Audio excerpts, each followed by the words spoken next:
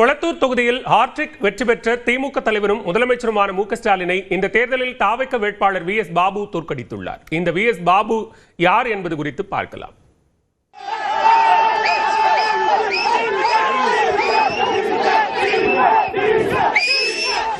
சட்டமன்ற தேர்தலில் கொளத்தூர் தொகுதியில் 8795 வாக்குகள் வித்தியாசத்தில் தாவேக வேட்பாளர் வி.எஸ். பாபுவிடம் தோல்வியை சந்தித்துள்ளார் முதலமைச்சர் மு க ஸ்டாலின். 2011 முதல் கொளத்தூர் தொகுதியில் ஹாட்ரிக் வெற்றி பெற்ற முதலமைச்சர் மு க ஸ்டாலின் 4வது முறையாக அதே தொகுதியில் தேர்தலை சந்தித்து தோல்வியடைந்துள்ளார். ஒரு காலத்தில் திமுகவின் அசைக்க முடியாத சக்தியாக விளங்கிய வி.எஸ். பாபு தற்போது அக்கட்சியின் தலைவரையே தோற்கடித்துள்ளார்.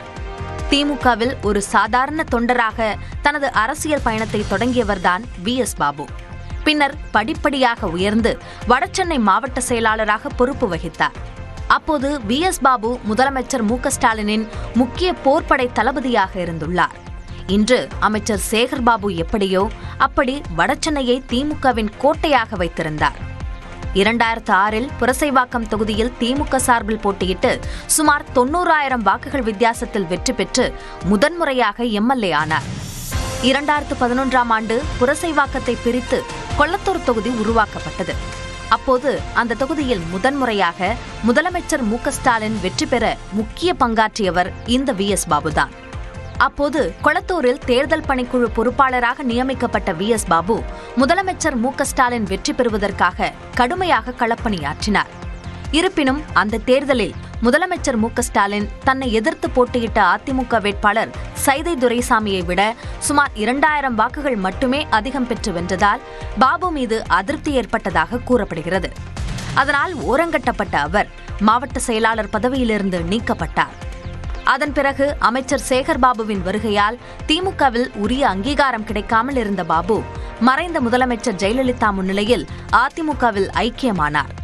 பின்பு அக்கட்சியின் மாவட்ட செயலாளராக இருந்தவர் திடீரென நீக்கப்பட்டார்.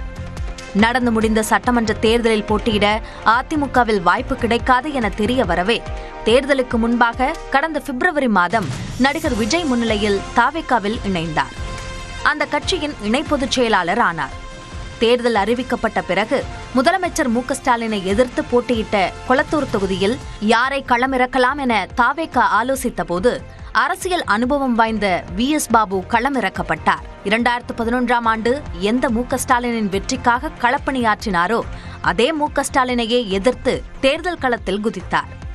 தேர்தல் முடிவில் கொளத்தூர் தொகுதியில் முதலமைச்சர் மு க ஸ்டாலினை விட 8795 வாக்குகள் வித்தியாசத்தில் வெற்றி பெற்றார். தனது அரசியல் ஆசானாக விளங்கிய தலைவருக்கு எதிராக களம் கண்டு முதலமைச்சர் மு க ஸ்டாலினை வென்றுள்ளார். நான் அதே ஊரில் பிறந்து வளர்ந்து 75 வருஷம், எனக்கு 75 வயசு ஆகுது.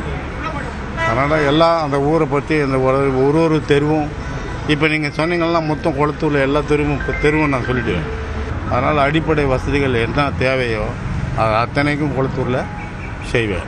தமிழக அரசியல் வரலாற்றில் ஒரு தவிர்க்க முடியாத பெயராக மாறியுள்ளார் வி.எஸ். பாபு.